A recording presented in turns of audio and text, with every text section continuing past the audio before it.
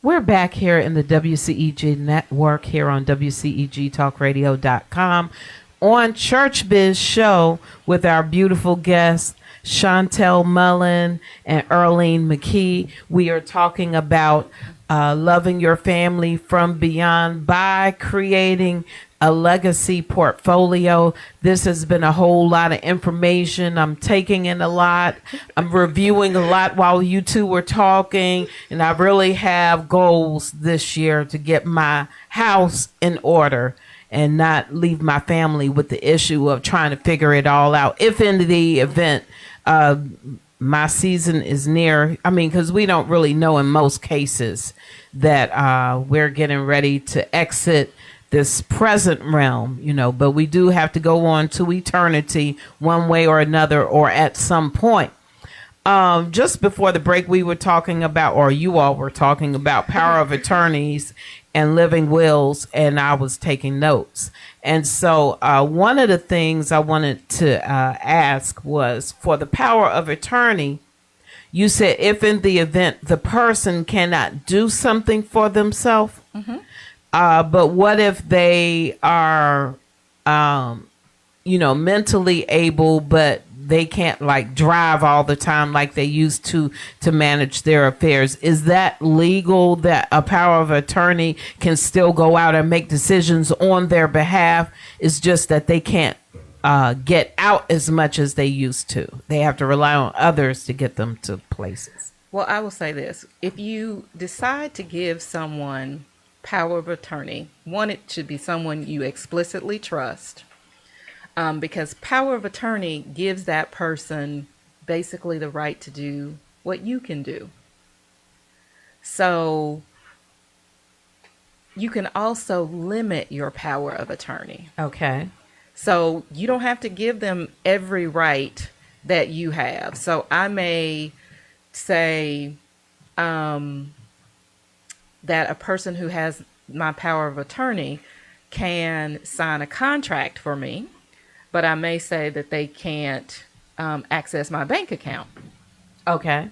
You can make those decisions. You should really be mindful if you decide to get a power of attorney to look at the authority that you are giving that person. Also, when do you want to give that power of attorney? Mine is actually sitting in a designated place. So if something happens to me, it's already ready. But that person doesn't necessarily have it on hand right now to do anything with. So it's actually with my legal documents. So if something happened to me, I have instructions for someone to go get that and give that to a person. Okay. Not necessarily that they're walking around with it on hand, but you can do that as well, because I have someone's power of attorney and I've had it for years. It's just sitting in my lockbox. So if something happens, but that's because that person trusts me to have it. But you can revoke a power of attorney at any point. It's very simple. It's making sure that if you've given someone that power of attorney, that you give that revocation of that authority to like your bank or your attorneys or other people, so that they will know that you've revoked that. Okay. But you just need to think about why you're giving the person that power of attorney and what you want them to do with it. And so you can plan ahead. You can have one already prepared. All right. 'Cause I wonder how far, and I'm quite sure people are abusing this power.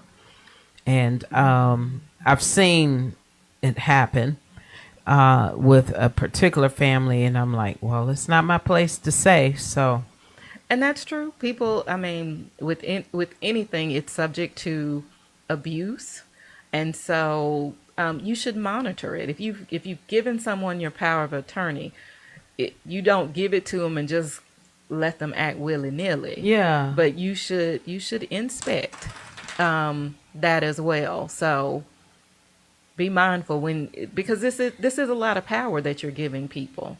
So be mindful how and when and who you give it to. I like that. How, when, and to. Like, I might throw out hints, but I can't say your fault. They're doing you in, but it's like, I don't think this is what you intended. So it's a softer way to approach the issue without being offensive and get the right things done. Because I hate when people are being taken advantage of, and typically I'm gonna say something, but I want them to be able to catch the hint and not be offended. But if they are, it's for your. We don't have to be friends forever. This is for your good, not mine. So I'm willing to risk the relationship to help you out. That's just how I feel. And when I view this as a conversation.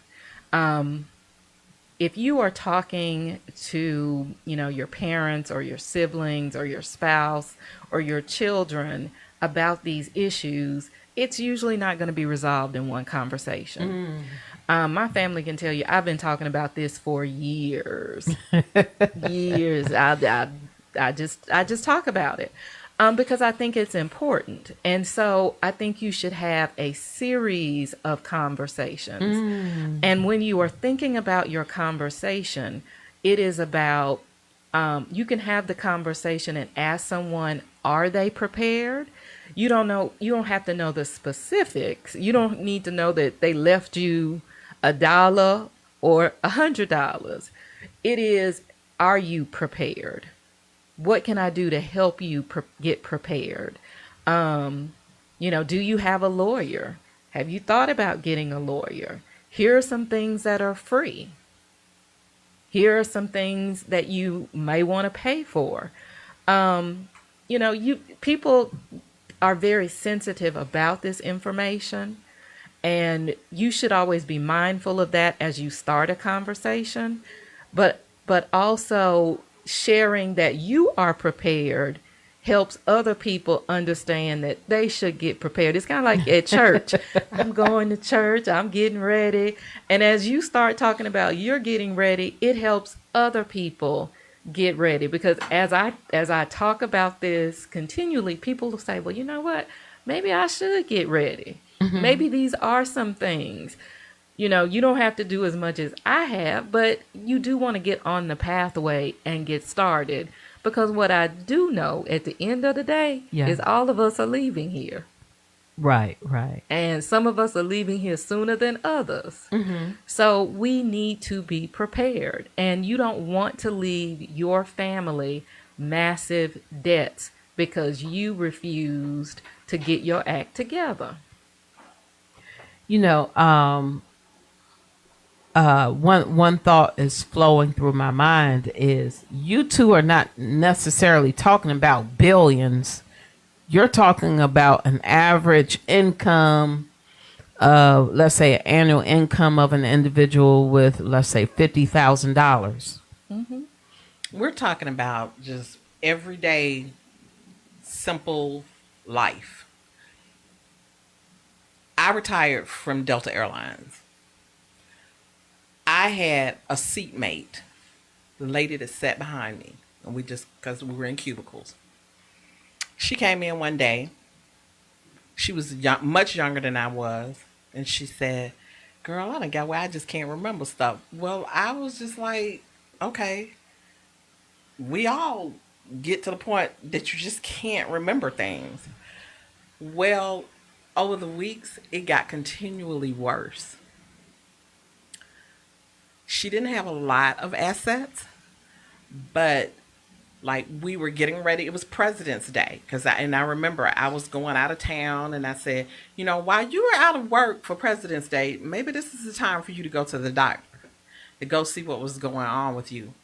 We went back to work. She didn't do it, but she came in one morning and she couldn't remember how to log into her computer.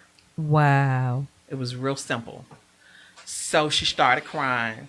My boss, he says, I went and told him, I said, she was a very private person. And he said, well, Erling, I don't want to make a big scene out of it. He says, well, why don't you just go over and see, can you get her to go downstairs to the clinic? because Delta has a clinic for the employees. Wow. I went in, I got her, I took her downstairs. That ended up, we had to take her to the emergency room. Like, she really couldn't remember. It was really, really serious. She was here from out of town. She didn't have any family here, no husband, no children. And within 2 weeks, we were moving her back to where her family was. Wow. Her niece had to come into town, and we just kind of watched her affairs by them not being in order. We just watched it just go down. And she didn't have a will. I mean, but it was luckily she had put her brothers on her insurance when she first came to Delta, so they were able to do things. But people didn't know how to get into her computer. I mean, she had simple things like her flight benefits.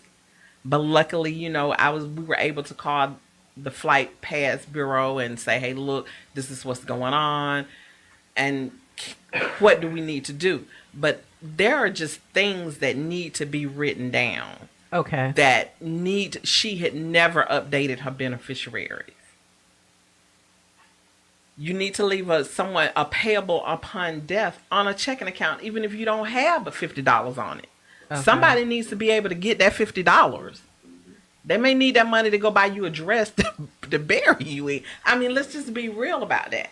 It's just, we're not talking about, yes, we are talking about people with lots and lots of assets, but we're also talking about just normal everyday things or normal everyday stuff that people have that you do. I mean, she had a car, it had a car note, but did you want to leave that for somebody to finish paying it off and keep the car? Was it close to being those types of things? Wow. Because you may have a car that's paid for. Who do you want to have it? Because my car is paid for. I have the title at home. I've already signed the title. So I know who I want to give it to. I've already made those decisions so that it's already taken care of. So folks don't have to scramble, because if you are already living here, if you haven't planned for anything, how much does a funeral cost? How many times have we seen folks with GoFund and calling around the relatives and taking up the collection pot because we haven't planned? Mm-hmm. We know we dying and nobody has planned for it. I will tell you, the one thing I refuse to do is call people when somebody passes. Mm-hmm. If you I got a small collective, I got money. So if people want to give me money, that's fine. But other than that, I've already planned for you to die.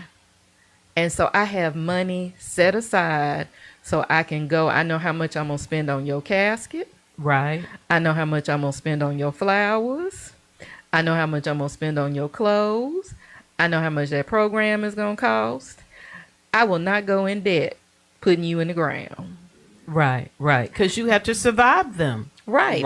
And people go into debt routinely because they have not planned for it. And we act like it is not going to happen. Mm-hmm. It is. You can get a simple insurance policy. We pay $9.99 a month for Apple Music. We pay, I don't know what it's going to be now, Netflix. Netflix is going up in case you don't know. Yeah. But, we pay $13.99 a month for Netflix. We pay for cable. We pay for cell phone bills. I pay my insurance before I pay any of those. So you can even if you have to start with a term policy, you can have a policy that you can get that'll cost you, it depends on your age, but you can get you a term policy that you can start with so you can have some money if something happens to you or your family members. As opposed to no money and you got to make it up as you go. Yes. question. You know, all those commercials that come on if you're a certain age and you can get an insurance plan for 50 like to 85. yeah, Colonial that pen. one. Are those legit? They are. Okay. But there are some caveats to them, so you need to make sure that you know what they are. The devil is in the details. Right. Okay. Got to read the fine you print. have to read you have to read the small print on those to make sure. So what I would encourage is I always have someone come to our workshops that speaks on insurance, and we bring in professionals that have some options available other than going to those policies, those places that you see advertised on TV, that you and that they will sit down. They're professionals that will sit down and explain the fine print to you. Wonderful. So I will be keeping abreast on your Facebook. Again, that's My Legacy Planning on Facebook.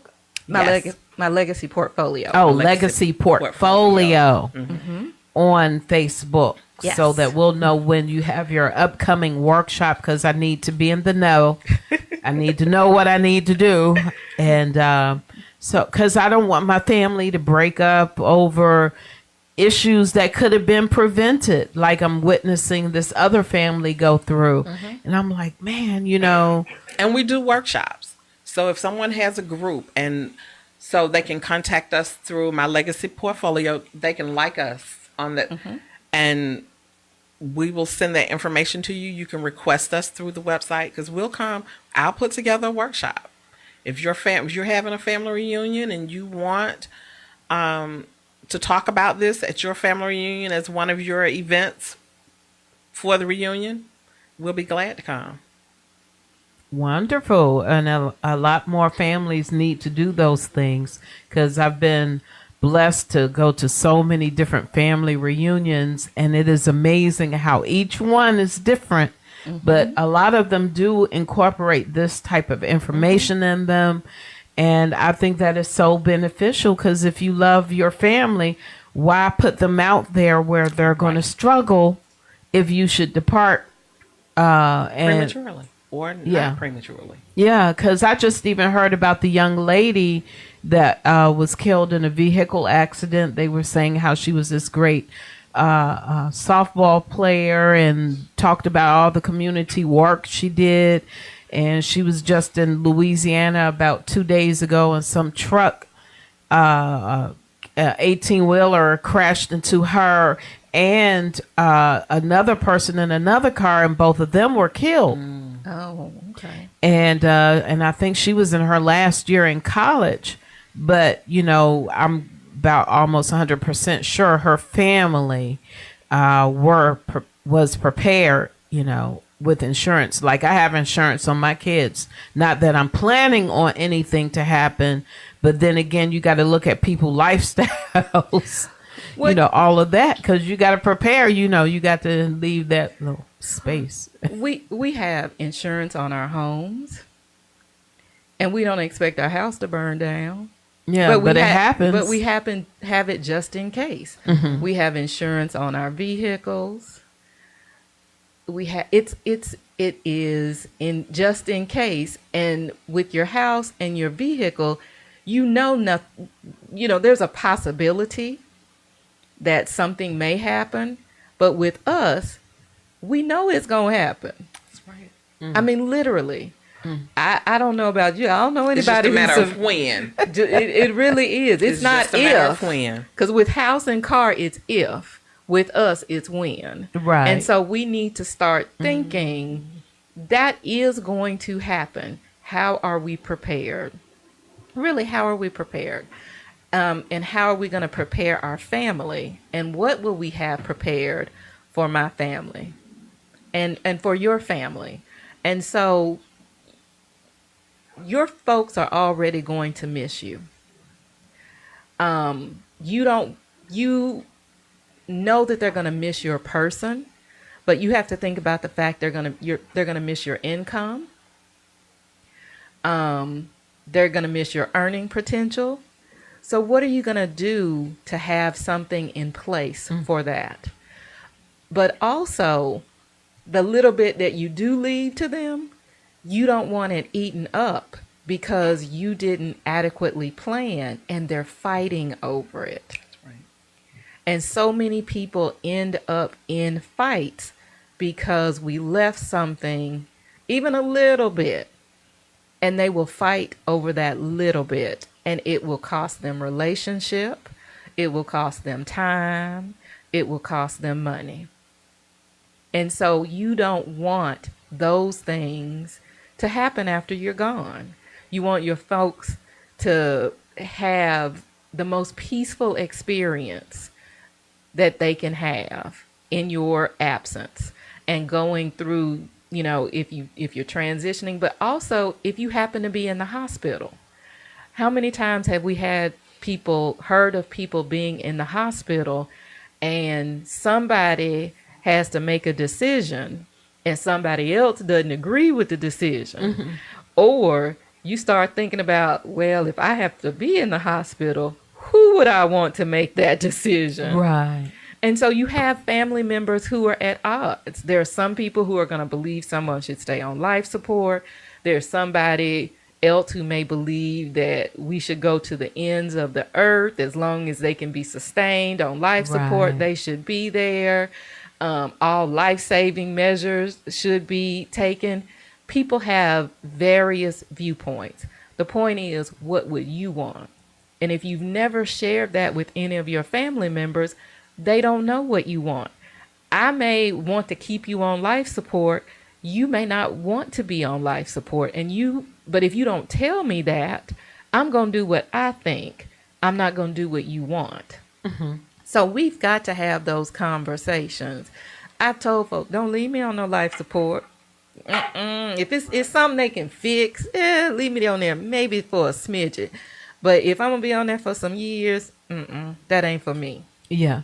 But you've got to have those conversations so people can understand what you really want. Because if not, they're going to do it. They're going to think about what they want or what they think you wanted. And they're going to do it based on their relationship. And sometimes our relationships are clouded by hurt. All right. There is clouded by pain. It's clouded by anger.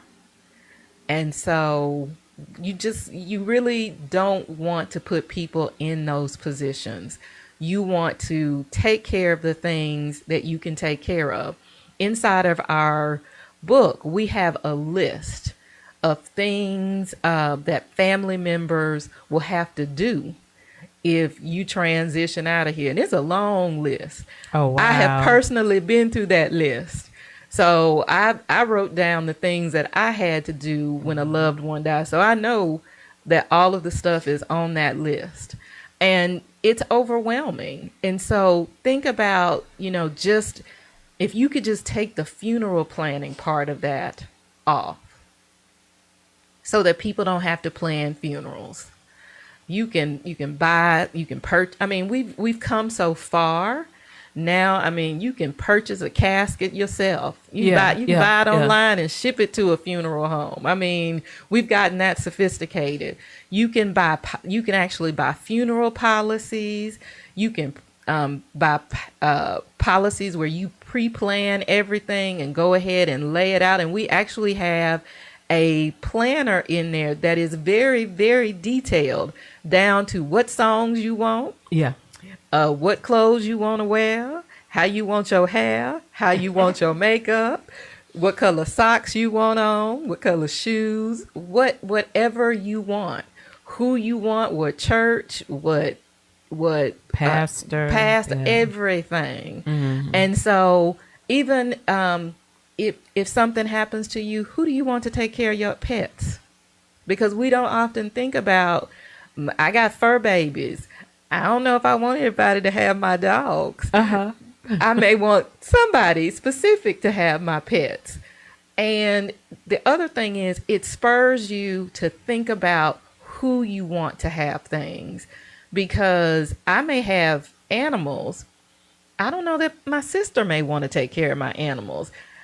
So I need to ask my sister ahead of time, would you be interested in that? Because you need to, a lot of times we drop things on people in death because we say we think they would want that. We've never really had that conversation with them. Does your sister want to raise your children? Your sister may love your children. Your sister may not want to raise your children. Right. Those are two different those are things. two very Two different different things. things. But you may have a family member that you hadn't even thought about that would say, you know what, I'd love for if something happened, your children are more than welcome to come. People will take things out of obligation, but they may not actually want to do it. Right. And right. I think it's only fair as family members that we actually have those conversations. So if you have siblings, this sibling may say, I can't do it. But another sibling may say, I'm happy to do it. Why can't we, why don't we talk about the godparent concept? Mm-hmm. How many times do you know children are going to their godparents? They usually go to a family member. Right, right. And do you know that your family members are willing to take care of them?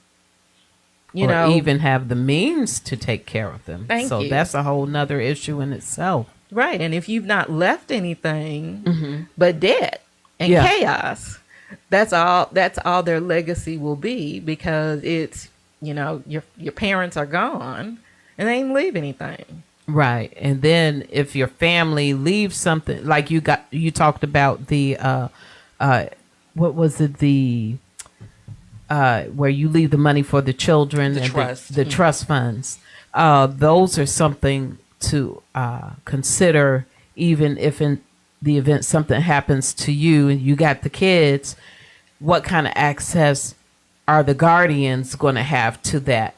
Because I've heard too many horror stories where the guardians used it up on themselves or their own natural children, and the children that they said they would take care of the deceased family member, they didn't get any of that, And I'm like, wow, including businesses and property, and those children got absolutely nothing because the parents didn't have any type of portfolio left behind explaining this is how I want things managed when I'm gone in regards to my children. I want my kids to have something, and not for you to take everything just because you're taking care, not minimizing it just because you're taking care of my kids, but because you're taking care of my kids, you shouldn't have to get everything and then in the end losing it, because most of the families I've heard talk about those situations, the property still is not in the family or is no longer in the family at all.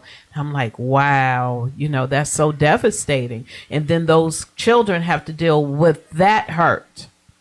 But there are families who don't leave anything behind, and then they take on your kids, and then they're looking at the kids like, if your mama would have, or your daddy, so then they have to survive all of that on top of the grief, and the grief process is just complicated when we don't plan effectively or properly. And you brought up a good point about businesses. We have a section in our workbook where you document your business partners, your assets, where your property is, because oftentimes we will have quote unquote side hustles. We're really business people. And there are a lot of people who are small business owners. And if something happened to you, would your children or your spouse know how to get access to your business? Especially if you had a partner or a couple of partners, would they have, would they be able to get to the accounts? Would they even know? Because sometimes we tend to minimize those things. Oh, I got a side hustle. I'm doing this. I build websites on the side. I sell this. I may go to a convention and do X, Y, and Z. But would your family know how to get access to that? Would they know where to find it? Would they know who to immediately call? And some people I would say probably no. They're like, I don't know where that is. And so, or who that is, because a lot of times we're moving. And a lot of times now we're attached to people digitally. So if you can't get into my email account, you don't know that right before I had that accident, I ordered 500 books and paid for them. And so over there has my 500 books. Or they have X, Y, and Z product of mine because it's sitting there. Or I may buy some property with this person and this person, and it may be in our company name. So if you go out there and do a title search, you won't find my name, but you may find the company, but you got to figure out that I'm in the company. So you need to list those things. So if you have multiple companies, if you've got property, if you've got people that you're doing business with, phone numbers, email accounts, how should people find people? How do they get in contact with those folks? And what of yours do they have? Okay. Because, you may own an interest in something and your family may not know that you own an interest, and you pass away and the person come to the funeral and say, "Oh, that's so nice," and walk right off with that. They sure will. And so you've got to be clear. If you've got title documents, and I know it's hard because I have the workbook. I'm working through it myself. But one of the things that I do is like, this is my little binder. Okay. I keep mine in a little binder, and as I'm going through my documents, I'll just slide the document inside the workbook until I actually get to it, and then I write it down, and then I shred it. And so I'll write down my account number, some information. One of the biggest parts that we added, because we've gone through a couple of different versions of this workbook, one of the biggest parts that I was a pusher of is the digital will, your digital assets. I've got multiple Facebook accounts. I manage people's Facebook accounts on the back end. I do social media for some folks. I build websites for folks. And I got passwords to people's stuff. And so I keep a digital vault on my phone with passwords. So I'd be changing stuff in there all day. But still, you need to know what those accounts are. So I've written them down so you know that there's this Facebook account. This belongs to this person. This belongs to this group. This belongs to this company. This is what I do over here. Here are the passwords for this. I have, we keep a Google document where other folks have access to it, or I may be drafting some stuff for some people.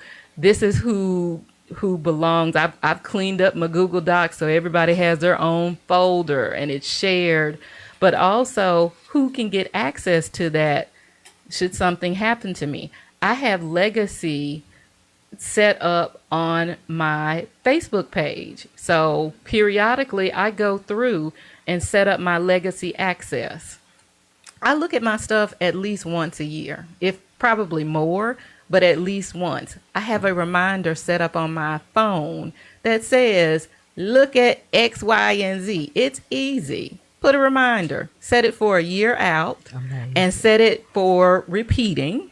And so every year you can get into the habit of looking at your beneficiaries, looking at your email accounts. So I have my email account set up where you can get access through a couple of different ways, but Google actually sends me a periodic email that says, if we don't hear from you in X number of months, we're going to send an email to this person and they will have access to your account because I've set it up. If they don't hear from me in a certain amount of time, they can have access to this account.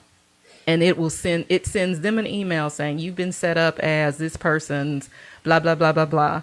And then I just check it. And so, they know that I'm in the email account, but if something happens to me, that person gets access to it. I've set that up on my Facebook account. you can set that up on a number of your social media accounts. They have legacy provisions, and so we talk about that in the portfolio. You know what those are, how you can set those up, what it's called on specific platforms. But you should set that up, because if you go, the worst thing you'll have is a Facebook page that's still Just going, inactive. and your family, that may be causing your family grief. And you know, people are posting all kinds of stuff, and they may want to be able to get in. And I think social media has evolved to the point where they understand that now, and they put some provisions in. But initially, your account was just up if something happened to you. But you can also take control of that now. Okay. And put provisions in, so if something happens to you, this person can get in. And you should review that, because like Earlene said, there's nothing worse than putting somebody down and then you gone, and that's a person you have fallen out with, and then your family has fallen out with as well. So, And open enrollment is another wonderful time. That's to when I review- check mine. I do review- that. Yes. Review everything.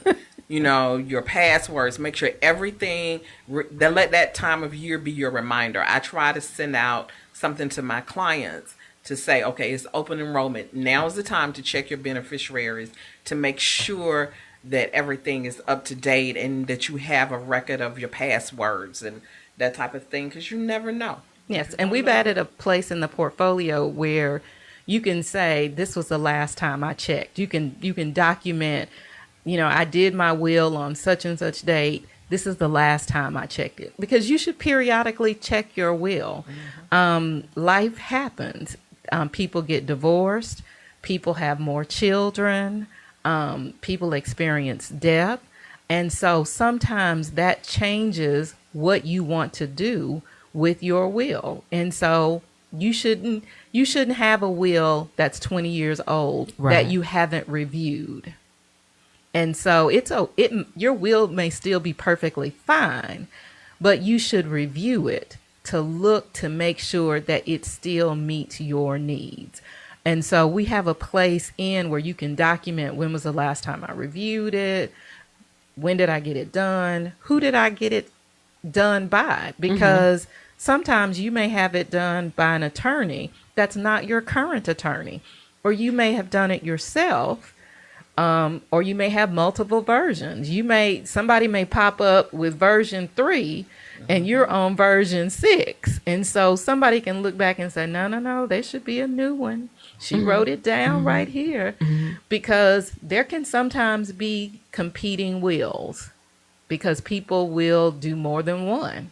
And they can sometimes change their mind or revoke one and say, I want to go back to version 3, even though I've done version 6. People do a lot of different things. Wow. And Wow. so, but if you're writing it down, you can say, well, you know, this is where I am. I'm going to get rid of this one, because people will at least have some idea of what you were doing. And the goal is to keep it in one place. This is not a book you should leave laying around, because it's going to have a lot of information. Personal information. And so that's why I'm saying you should have a personal safe at home. You can keep it in a lockbox. But you should review it at least annually. Excellent. Now, for those in Facebook, our Facebook community, there is a question of how much is the book? $20. And again, Barnes and Noble Or Amazon.com. Okay. So they just have to go into their accounts or create one and order them from there. They don't necessarily, and it'll get shipped to whatever address. Directly to them. And so, and they just print the books as they're ordered, right? Mm-hmm. Okay. And see, then you don't have boxes of 500 books. I mean, I'm just saying, I thought about that. We actually have some books on hand. So if I see you, I can sell it to you, because Okay, we good. do have those on hand. And we generally print on demand. And so when we're having workshops, Having or, events. events, so we bring them in. So we don't have a brick and mortar shop that we're in every day now. Yeah, that's cool. So everybody go to My Legacy Portfolio Facebook, and you can get all the ordering information from there, or you can Google it or Google their names, Chantel Mullen and Earlene McKee, and you'll get all of the information you need for the My Legacy Planning Portfolio. And this is something that you can do, that you should do for you and your family, because a lot of people, it breaks their heart to imagine what happens if my family doesn't survive me, but you can contribute to their survival rates, increase them by doing what's necessary, because it has to be done either on, like you said, on the front end or at the back end. If you do it on the front end, then you can guarantee that your family will be able to maintain those relationships. But if you don't do it prior to your demise, I don't want to say demise, because if you're going to heaven, that's a celebratory event, like out of this world. And so when that's what y'all said, when we leave, when we depart, when we transition, when we die and raise unto life, those of us that are born again, you can handle this, but you don't even have to be saved to go through this information. You still need to do this. Get your family prepared for you after you leave. So go to My Legacy Portfolio on Facebook. Send the Facebook friend requests to find out when you're having the... They can just like our page. Or like the page. Like the page. Okay. Like the page. I need to get a little bit more social media savvy. So then that way you can stay in tune with what they have going on as far as workshops go, or if you have a conference or whatever, you want to get them there and ensure that they and their team are equipping you and your team with legacy planning. Go ahead and contact Chantel Mullen and Earlene McKee, and they'll get that information to you. And then you can find out all their social media platforms when you like their Facebook page. All right. It's so much information. Like you said, Chantel, this is not a one-time conversation. It's Ongoing. Because even, I know we're not even supposed to share passwords at work, but I did tell, because I have a list of my passwords at work, because we have so many, and I can't remember all of that stuff. So I told my coworker, I said, look, if anything should happen, like if I get a lot of money and don't come back, here's my password, but look for this document, because this particular document has all my passwords, and I know you all will need that, and so just keep that in mind, and even with my children, like, I told them, look for this USB. It's got all my passwords to everything. Now I just need to do the will part. But if you want to know what to do with this, that, and the third, this is where you go for these certain pieces of information, and it paint a whole picture for you. Just remember the color of the USB. I just happen to use USBs because I just keep them with me all the time. But if something happens to me, look in my stuff. And if I have one at home, now I'm about to duplicate, those documents. And so, in fact, that's part of my goal today, is to get something to keep those in. But I didn't think about the safe deposit boxes or anything like that. So I have to revise that. Get you a fireproof box. A fireproof box. So all your stuff in it. And I'm going to do that. So, recap. Can you recap basically the whole show that we've talked about real quick? Because I think we're getting near the end of the show, and we want to make sure that our listeners are equipped with your contact information, which I basically just went over, and how they can get My Legacy Planning Portfolio. This is how the book looks on the cover.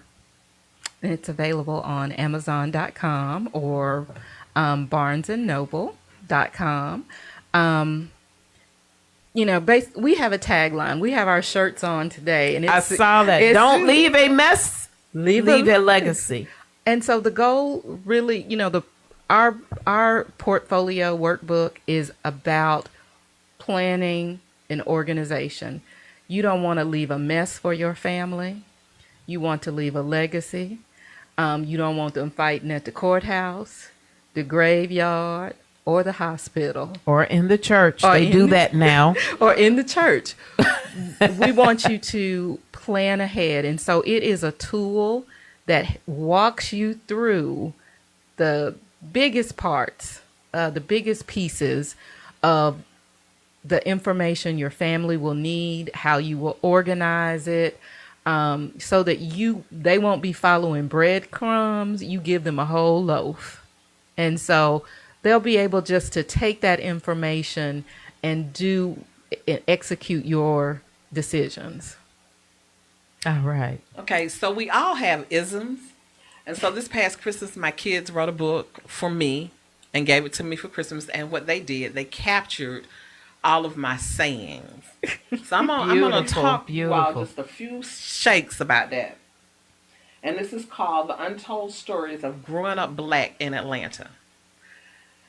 So some of them were, where do you do that at? Where do they do that at? That's one of my sayings that I say.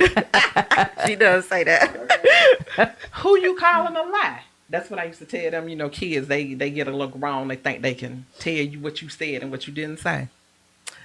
And one of my favorites is, God don't like ugly. So my newest ism is, leave a legacy. Don't leave a mess. Amen. And we thank you all for having us. It has been our pleasure to be here. And I thank you for being here. And I can echo even down to the planning of the funeral. That was one thing about my father-in-law when he passed away. It was truly a homegoing celebration because he had everything down to a T. Who was supposed to preach what he wanted to be buried in, what songs he wanted sung, whereas the grief process was not complicated whatsoever. Mm-hmm. He had all the grave site already paid off. The only thing that my mother-in-law and my husband and my sister-in-law were left with, what underwear should we buy to bury him in? I mean, because he had everything planned out to a T, so they didn't have to stress, who he wanted to bury him, all of the whole nine. And I read it all, and it was just so awesome. Everything, they were like, okay, this is done, that's done. They were able to check everything off.